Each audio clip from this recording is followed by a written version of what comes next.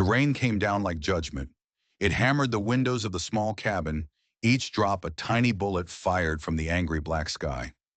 Inside, Deputy Peter Lawson stood in the doorway, soaked to the bone. His uniform was dark with rain, but it was the fire in his eyes that lit the room. It was a fire that had nothing to do with the law, and everything to do with the woman standing before him. "Mrs. Vasquez," he said, his voice a low rumble like the thunder outside. "I came to warn you." He took a step inside, the water dripping from his hat onto her clean-swept floor. "Sheriff Wade, he's coming for you. Tonight." Elena Vasquez's dark eyes didn't show a flicker of fear. They showed something else, something far more dangerous. At 39, she was a woman carved from the hard plains and fierce sun, a woman who knew precisely what she wanted, and at that moment, what she wanted was the storm that had just walked into her home. She glided closer, the air crackling between them. "And what about you, Deputy?" she whispered, her voice like smoke. "Are you here as the law, or as a man?" The question hung there, heavy and loaded. Outside, the world was a canvas of chaos, of thunder and corrupt men plotting in the dark. But inside that cabin, the only world that mattered was the shrinking space between a lawman and a woman on the edge of everything. Some hungers run deeper than justice. Some desires are worth dying for. And what happened next would change their world forever. 3 weeks earlier, Peter Lawson had ridden into this county believing he knew the difference between right and wrong. He was 28, fresh-faced from his time in the Union Army, a man who thought justice was a simple thing, as clear and solid as the colt on his hip. He was about to find out how wrong he was. His first sight of Elena Vasquez was on a bright Tuesday morning. She was standing outside Henderson's general store, held captive not by chains, but by the vicious words of three of the town's most respectable women. Mrs. Henderson, Mrs. Pike, and the banker's wife stood like a wall of piety, their faces twisted with a special kind of small-town cruelty. "We don't serve your kind here anymore," Mrs. Henderson spat, her voice sharp as broken glass. "Criminal money isn't welcome." Elena didn't move. She didn't argue. She just stood there, her back straight as a rifle barrel, proud as a queen. The sun caught the olive tone of her skin, the elegant line of her neck. She wore a simple dress, but it couldn't hide the womanly curves that made Peter's throat go tight, the kind of strength and sensuality that radiated from her, like heat from the prairie ground. That's when Peter stepped in. "Ladies," he said, his voice cutting through their venom. He tipped his hat. "The perfect gentleman. Seems to me you're blocking the walkway." The women scattered like hens, but not before Mrs. Henderson threw Elena a look that promised a war. Then, Elena's eyes met Peter's. They were dark as a midnight sky, filled with an intelligence and a deep, guarded pain that struck him to the core. She gave him a small, almost imperceptible nod. "Much obliged, Deputy," she said. Her voice had a faint musical accent that made his name sound like a poem. And that should have been it, a simple act of decency. But some storms, once they start gathering, have a mind of their own. That afternoon, Sheriff Marcus Wade found him. The sheriff was leaning against the jailhouse door, a greasy smirk playing on his lips. He was a big man, running to fat, with small, cunning eyes. "Saw you met the Vasquez woman," Wade said.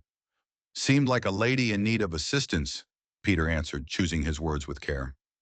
Wade let out a laugh that was all gravel and rot. "Lady? Boy, that woman is the widow of Carlos Vasquez. Biggest cattle rustler this county ever saw. We strung him up 3 years back. Good riddance. That Mexican witch has been nothing but trouble." The slur hit Peter like a physical blow. Not because of the lie about Elena, but because of the casual, oozing hatred in Wade's voice. The way he spoke about a grieving widow. "Even so," Peter said, his voice dangerously quiet, "she deserves respect." Wade's eyes narrowed to slits. "You listen to me, boy. That woman is poison. You steer clear of her, or you'll end up just like her husband, dancing at the end of a rope." But the warning came too late. That night, Peter found himself on patrol, his horse somehow leading him down the dusty track to Elena's cabin on the edge of town. He told himself it was just part of his rounds, but he knew he was lying. The cabin was nestled in a small valley, surrounded by cottonwoods, with a view of the mountains that could break your heart. Smoke curled from the chimney. A warm lamplight glowed in the windows. It looked like a place of peace, a place of warmth, a place that felt impossibly like home. And Peter knew, with a certainty that chilled him, that he was already in too deep. The next time their paths crossed, it was a crisis. Elena's son, 16-year-old Miguel, was burning up with fever. The town doctor was away, and the boy was fading fast. Peter found Elena back at Henderson's store, her pride finally broken, begging for medicine. "Please," she whispered, her voice raw. "It's just willow bark. For the fever. My boy. My boy is dying." Mrs. Henderson's face was a mask of cold satisfaction. "Should have thought of that before you married a thief." Peter didn't hesitate. He stepped past Elena, his shadow falling over the hateful woman. He pulled out his wallet. "I'll take a bottle of that medicine," he said, his voice flat and cold. "And anything else Mrs. Vasquez needs. Put it on my account." The ride back to her cabin was thick with a silence that screamed. She sat beside him on the wagon seat, so close he could smell the scent of soap and wood smoke on her skin, a uniquely female scent that made his blood hum. "Why?" she finally asked, her voice barely a whisper. "Why are you doing this?" Peter turned to look at her. He saw the faint lines of worry etched around her beautiful eyes. He saw the fierce way she held herself, like a warrior ready to face down the world. He saw the vulnerability she tried so desperately to hide. "Because it's the right thing to do," he said. It was the simplest, most honest answer he had. Inside the cabin, Miguel was a ghost in his bed, his skin hot to the touch. Elena became a whirlwind of desperate love, bathing his forehead, murmuring to him in soft, rapid Spanish. Peter watched, mesmerized. This wasn't the wife of a criminal.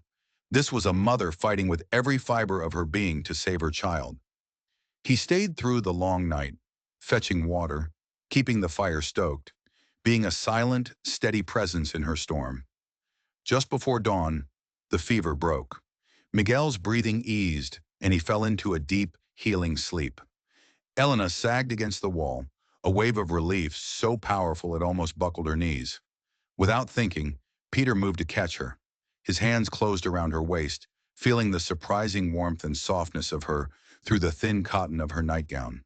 And then they were frozen. Her face was just inches from his. Her lips were parted. Her dark eyes searched his, looking for something she seemed terrified to find. The air in the little cabin turned to fire, crackling with a desire that was as dangerous as it was undeniable.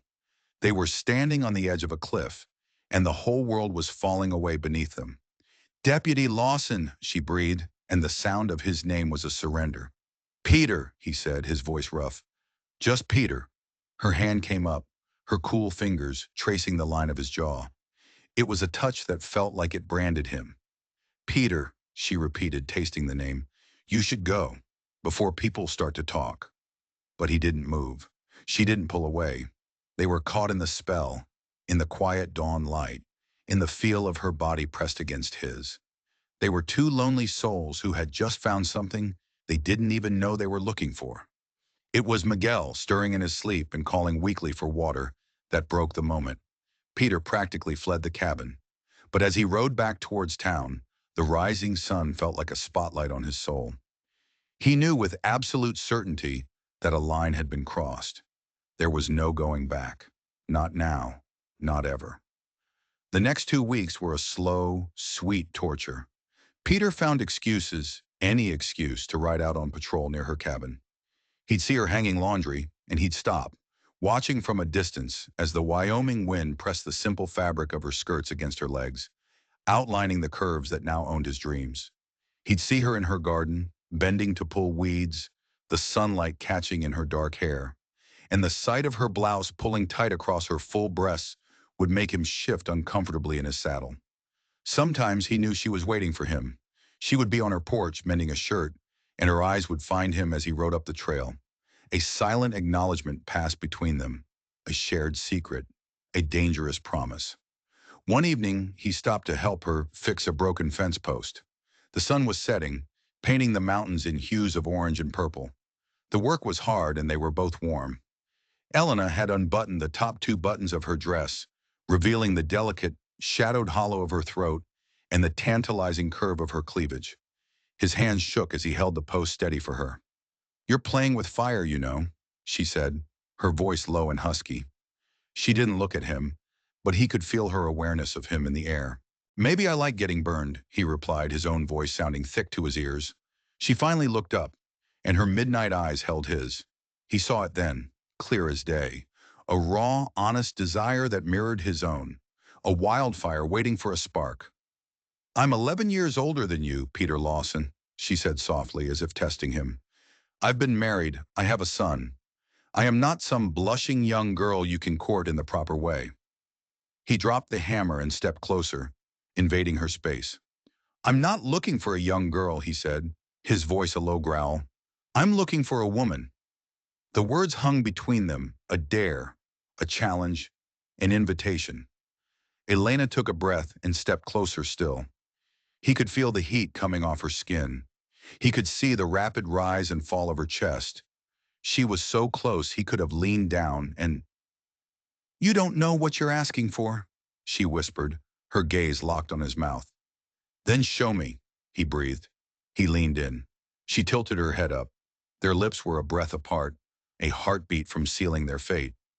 And that's when they heard it, the thunder of approaching horses. Sheriff Wade. And with him were two of the ugliest men Peter had ever seen. Hired guns who worked for a powerful rancher named Harrison Pike. Their faces were hard, merciless granite.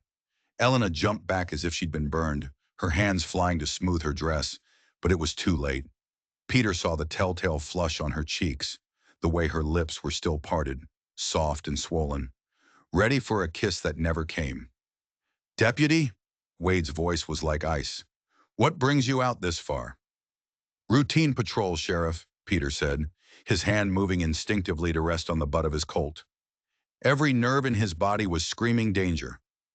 "Funny kind of patrol," sneered one of Pike's men, a man named Jake Hollister. "Looks more like you're socializing with undesirable elements." Elena's spine went rigid. Her chin lifted, that magnificent, unbreakable pride. "Gentlemen," she said, her voice cool and steady, "you are on my property. State your business or move along." Wade's smile was a predator's grin. It didn't touch his cold eyes. "Just a friendly reminder, Elena. Pike's offer on this little spread still stands. $500. Mighty generous for such worthless land." "And I told you before," she shot back, "this land is not for sale." The other man laughed, a low, ugly sound that made Peter's skin crawl. "Everything's for sale, Senora. Just a matter of finding the right price." The threat was naked, unmistakable. Peter stepped forward, placing himself slightly in front of Elena. His hand was now openly gripping his pistol. "I think the lady made herself clear." Wade's eyes bored into him, filled with a lethal fury. "Deputy, I think it's time you headed back to town. Now." It was a direct order, a line drawn in the dirt. Peter was trapped, his badge on one side, his heart on the other. He looked at Elena, saw the flicker of fear she was trying so desperately to conceal behind her anger, and his choice was made. "I'll head back," he said, his voice calm and even, "when my patrol is finished." The tension stretched so tight it felt like it would snap and kill them all. For a long, silent moment, no one moved. Then Wade gave a short, sharp nod. "Don't stay out too long, boy," he snarled. "These roads can be dangerous after dark." They wheeled their horses around and galloped away, leaving a cloud of dust and menace hanging in the evening air. The moment they were gone, Elena's composure crumbled. She sank onto her porch steps, her face in her hands. "You shouldn't have done that," she whispered. "He'll never forgive a challenge to his authority. He'll come after you now." Peter sat beside her, so close their shoulders were touching. He could feel her trembling. "Elena, what is this really about? What aren't you telling me? What does Harrison Pike really want with this piece of land?" She was silent for so long, he thought she wouldn't answer. The crickets started their evening song. A lone coyote howled in the hills. Then she spoke, her voice so quiet he had to lean in to hear. It's not the land he wants, Peter. It's what my husband hid here. And then the story came out. A story that blew Peter's world apart. It came in broken pieces, like she was pulling shrapnel from an old wound. Carlos Vasquez hadn't been a cattle rustler. He'd been the exact opposite. He was working undercover for the United States Marshal Service. He'd been sent to investigate the rampant corruption that was choking the territory to death. And he'd found the source. Harrison Pike, the wealthy rancher, and his loyal dog, Sheriff Marcus Wade. They were stealing land from small homesteaders, running rustled cattle across the border, murdering anyone who got in their way, and splitting the fortunes they made. Carlos was getting close, Elena whispered, her eyes dark with memory. He had names, dates, bank ledgers. He had everything. He was going to send his report to Denver. She took a shaky breath. The night before he was supposed to send it, they came for him. Wade and his men. They dragged him out of this house and lynched him from that cottonwood tree over there. They made it look like a rustling gone bad. The world tilted on its axis. Peter felt sick. You have proof of this? Proof of what they did? Elena's eyes, glistening with unshed tears, met his. I have everything. Every document, every ledger, every crooked deed. Carlos knew they were closing in. He hid it all before they came for him. The weight of her secret crashed down on Peter. It wasn't just Wade. It was the judge, the town council. The entire power structure of the county was rotten to the core. And Elena wasn't the widow of an outlaw. She was the widow of a hero. Why haven't you gone to the authorities? He asked, the question sounding stupid even as he said it. She gave a bitter, heartbroken laugh. What authorities, Peter? Wade is the law here. Judge Morrison is on Pike's payroll. The only federal marshal in 200 miles was shot and killed last month. They called it a routine arrest gone wrong. There is no one to turn to. Peter felt like he was drowning. Everything he had believed in, the sanctity of the badge he wore, the very idea of justice in this wild land. It was all a lie, a carefully constructed cage of corruption. There's something else, Elena said, her voice dropping even lower. The night they killed Carlos, my son Miguel, he was just a boy. He saw it all. He saw them put the rope around his stepfather's neck. Her voice broke. Wade knows he saw. He's been threatening Miguel ever since, holding that fear over our heads to keep us silent. Suddenly it all made sense. The town's shunning of her, the boy's quiet, haunted eyes, Elena's fierce, self-imposed isolation. She wasn't just a widow. She was a prisoner, trapped in a town run by her husband's murderers. Elena, Peter said, his voice thick with a new cold rage. I need to see it. I need to see the evidence. She looked at him, her eyes searching his face in the growing twilight, weighing a lifetime of betrayal against the desperate hope that he might be different, that he might be the one person she could finally trust. At last she nodded. She led him inside the small cabin to what appeared to be an ordinary bedroom. But then she moved to the far wall and pressed on a section of wood that looked no different from the rest. With a soft click, a hidden panel swung inward, revealing a small, secret chamber. It was filled with papers, ledgers, letters, photographs, sworn affidavits from men who were now dead. It was a meticulous, damning account of Pike and Wade's criminal empire. As Peter began to read, his simmering anger ignited into a white-hot furnace. This was worse than he could have ever imagined. Pike wasn't just stealing land. He was a monster. Families who refused to sell their homesteads found their wells poisoned, their livestock shot in the fields, their barns mysteriously burned to the ground in the dead of night. And Sheriff Wade had been there every step of the way, covering it up, writing it all off as accidents or Indian raids. Jesus, Peter breathed, his hands clenching the papers. Elena, this changes everything. She stood in the doorway of the secret room, her arms wrapped around herself as if she were physically trying to hold herself together. Now you know, she said, her voice hollow.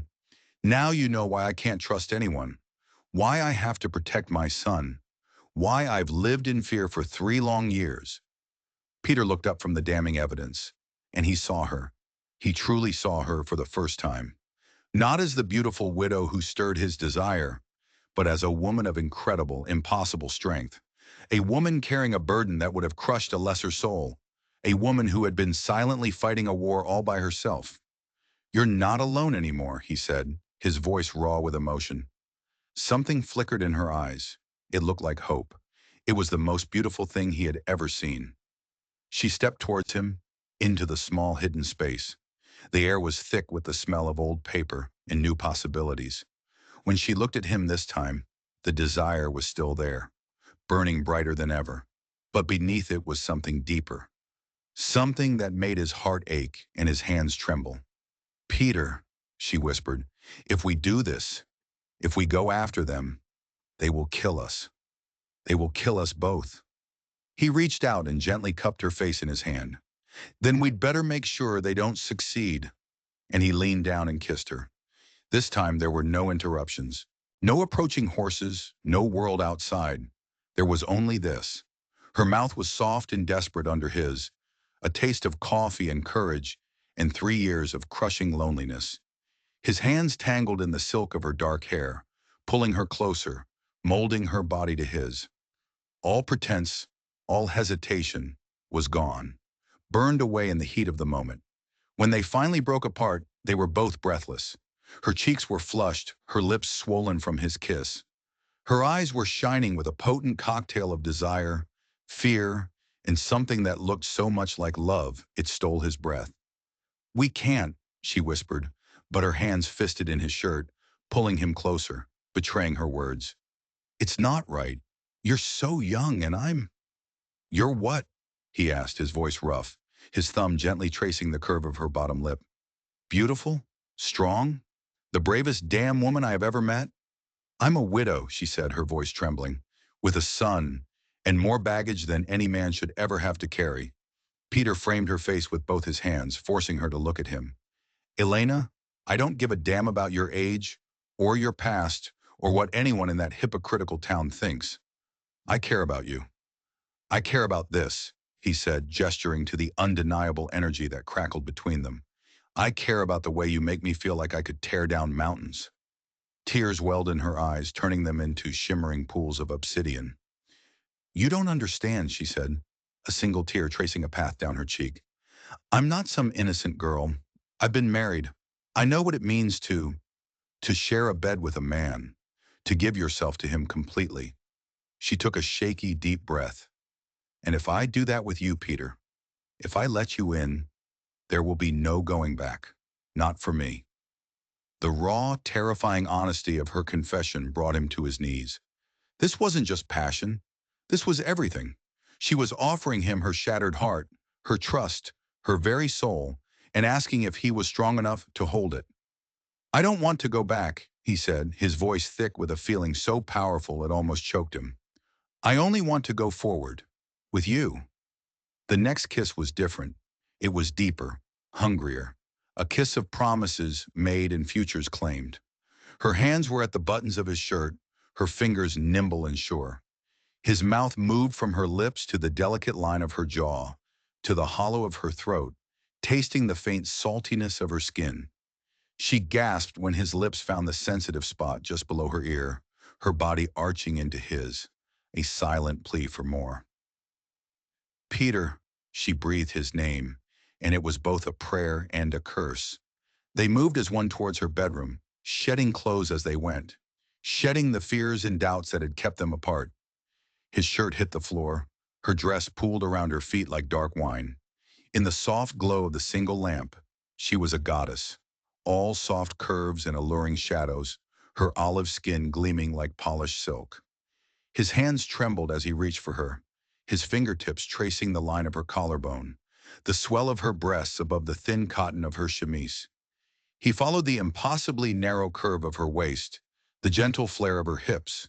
She was the embodiment of everything feminine, everything strong, everything he had ever wanted in a woman. "You're beautiful," he whispered, the words torn from his soul. He watched her eyelids flutter shut at the reverence in his tone.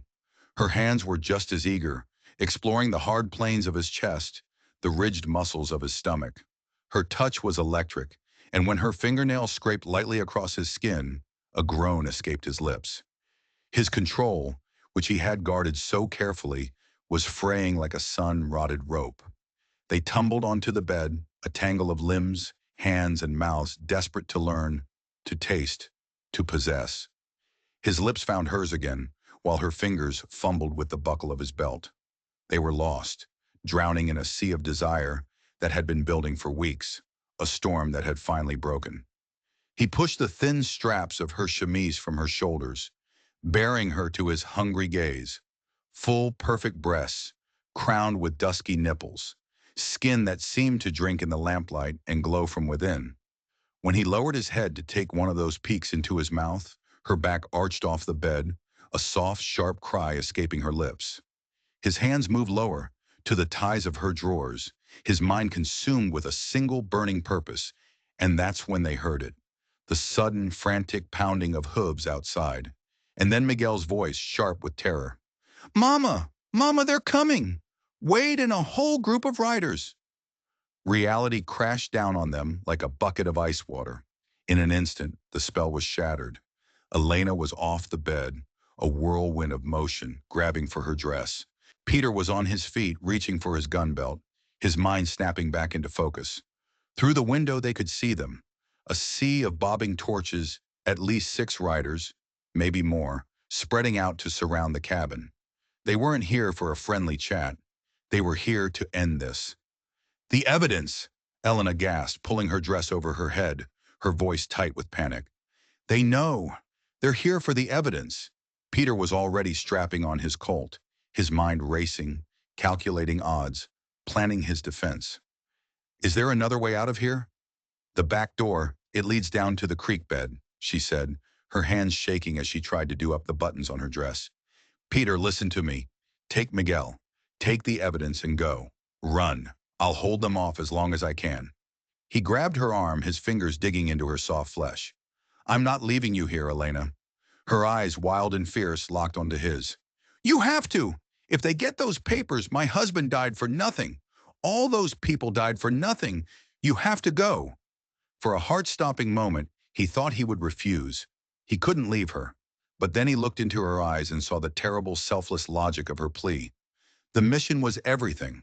She saw his surrender. She threw her arms around his neck and kissed him, a hard, desperate kiss that was both a hello and a goodbye. It was a kiss that poured 3 years of pain and a lifetime of love into one searing, unforgettable moment. "Don't you dare die on me, Peter Lawson," she whispered fiercely against his lips. "We have unfinished business." And then she was gone.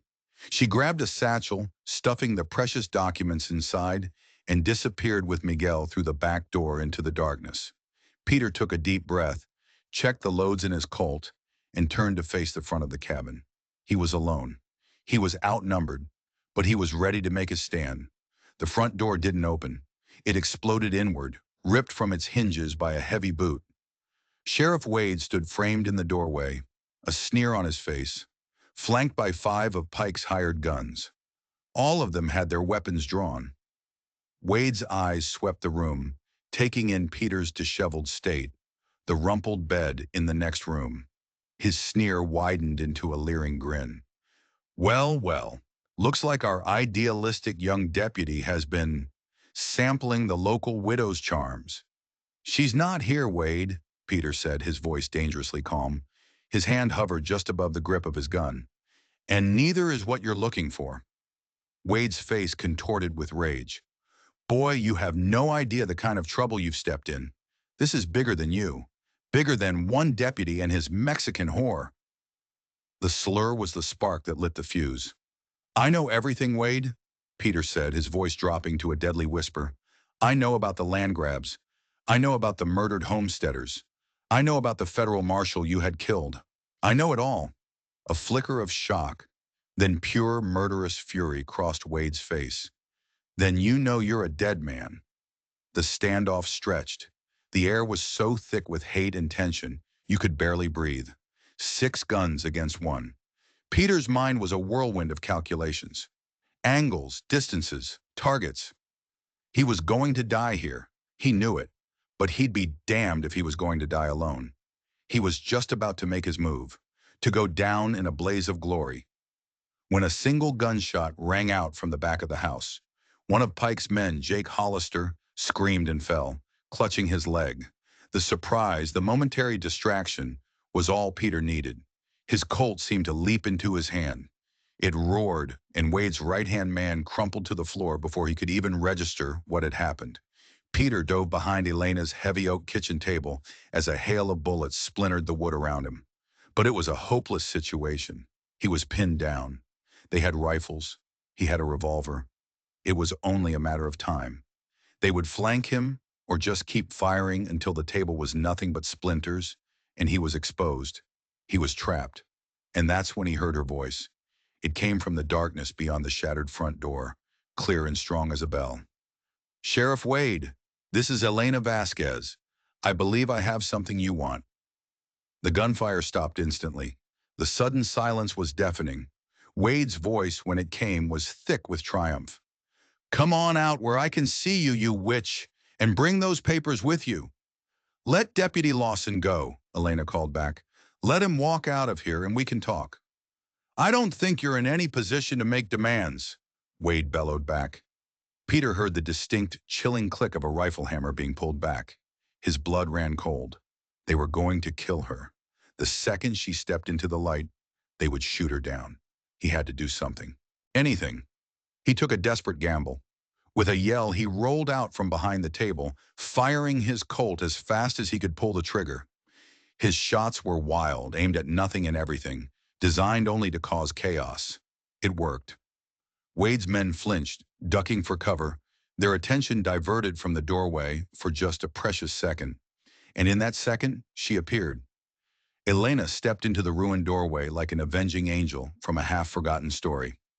She held Carlos's old Winchester rifle, and it looked like it belonged in her hands. Beside her stood Miguel, his face pale but determined, holding a shotgun that looked almost too big for him. But it was the look in their eyes that made Peter's heart hammer against his ribs. It wasn't fear. It was pure, righteous fury. They weren't running. They weren't hiding. The time for that was over. They were fighting back. "You killed my husband," Elena said, her voice steady as a rock. The Winchester aimed squarely at Wade's chest. "You terrorized my son. You destroyed innocent families for your greed." She took a step forward into the lamplight. Her eyes found Peter's across the ruined room. "And now," she said, her voice ringing with a power that shook the very foundations of the house, "you've come for the man I love." The words hit Peter like a physical blow. She loved him. Through all this horror, through all the fear and the pain, this magnificent, unbreakable woman loved him. Wade's face twisted into a mask of pure, ugly hatred, mixed with something else. Jealousy. "Your husband was a goddamn spy," he spat. "And you're just a Mexican whore who doesn't know her place." "My place," Elena said, her voice dropping to a deadly calm, "is standing up to men like you." The Winchester cracked like a bolt of lightning.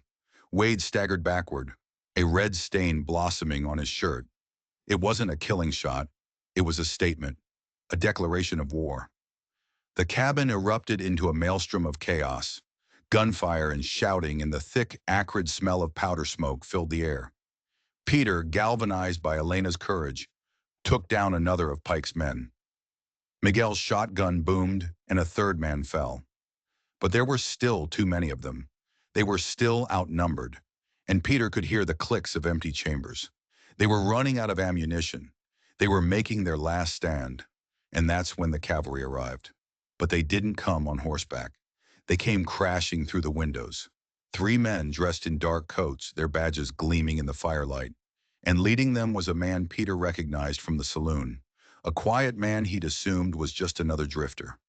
Federal Marshal Tom Morrison, the supposedly dead marshal's replacement. But there was a twist Peter never could have seen coming. Tom Morrison wasn't just any lawman. He was the brother of the corrupt Judge Morrison, an honest man who had come to the territory undercover, working from the inside, gathering his own evidence, waiting for the right moment to strike. Elena's bravery had just given him that moment.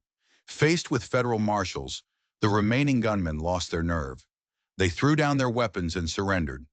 Suddenly it was over. The gunfire stopped. The shouting died away. All that was left was the ringing in their ears and the sight of Wade and his men being led away in cuffs. The immediate danger was gone, but the cost was written all over the ruined cabin. Peter had a searing pain in his shoulder where a stray bullet had grazed him. Elena was pale, her body trembling with shock and adrenaline. As Marshal Morrison's men secured the prisoners, the three of them, Peter, Elena, and Miguel, stood together in the wreckage of their lives. A new, strange family, forged in blood and fire. Is it, is it over? Miguel asked, his voice shaking. At 16, he looked like an old man. The fighting is over, Elena said, her hand gently stroking his hair, but there is still justice to be served. Marshal Morrison walked over to them, his face grim but respectful. Mrs. Vasquez, he said, his voice full of admiration, the federal government owes you and your husband a debt that can never be repaid. Your courage tonight, it was extraordinary. Elena just nodded, swaying on her feet, held up only by sheer force of will. Marshal, Peter said, his mind already racing ahead, this isn't over. Harrison Pike is still out there. He's the head of the snake. Morrison's expression hardened into steel. Then we'll make sure we get him too. Mrs. Vasquez, I'm going to need you and your son to testify. Your testimony, along with this evidence, will burn this whole rotten system to the ground. We'll be there, Elena said simply. The future was a maze of trials and testimony. Wade was finished. Pike would be next. The corruption would be rooted out. But what about them? What about the love that had been declared in the middle of a gunfight? What came after the smoke cleared? As if she had read his mind, Elena turned to him. Her dark eyes, exhausted but shining, searched his face. She didn't have to say the words. The question hung between them, more important than anything else. Now what? Peter knew the answer. He had known it from the moment he defied Wade on her porch. He had known it when he was willing to die to protect her. Hell, maybe he had known it that very first day, when he saw her standing proud and defiant outside the general store. He took her hands in his. They were trembling, but they were strong, just like her. And he said the only two words that mattered. Marry me. 6 months later, in the spring of 1887, the wedding took place. It was a small affair, held in the new church that was being built, a symbol of a town rising from the ashes of its own corruption. Elena wore a simple white dress. Some of the old guard in town still gossiped, but they did so in hushed whispers now. Because the man she was marrying was Sheriff Peter Lawson. After the trials, after Pike and his cronies were sent to federal prison, the county needed a new lawman.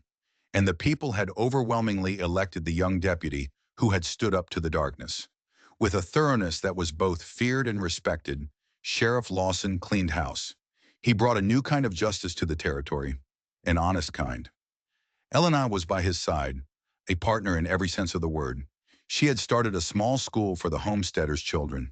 She kept the Vasquez name for her work, a tribute to the hero who had started it all, but she wore Peter Lawson's ring with a fierce pride.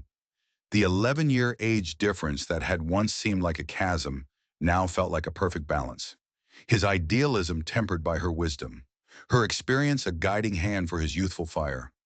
Miguel, now a strapping young man of 17, was his deputy in training, wearing his own badge with a quiet dignity that would have made his stepfather proud. They stood on the porch of their new home, a proper house built with honest lumber, with enough room for the family they dreamed of having. Peter looked out at the familiar landscape. The same mountains still touched the sky. The same wind still whispered through the tall prairie grass. But everything was different. Any regrets? Elena asked softly, her hand finding his. He tightened his arm around her waist, pulling her flush against his side, breathing in the familiar, beloved scent of her. Only one, he said.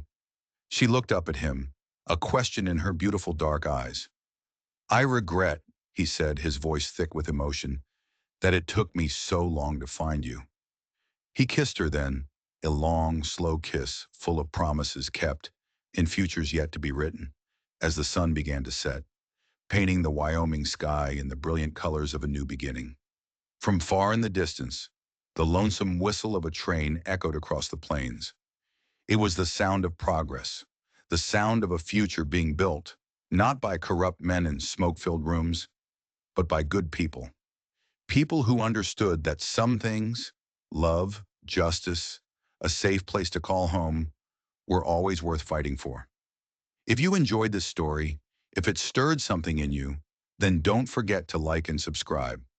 Share this video with someone who believes that courage can change the world and that love is the most powerful force on earth. And let me know in the comments below, what's a story from your town, your corner of the world, where someone stood up against the odds for what was right? Because the spirit of the West isn't just about dusty trails and old legends. It lives on in every single one of us who has the courage to fight the good fight.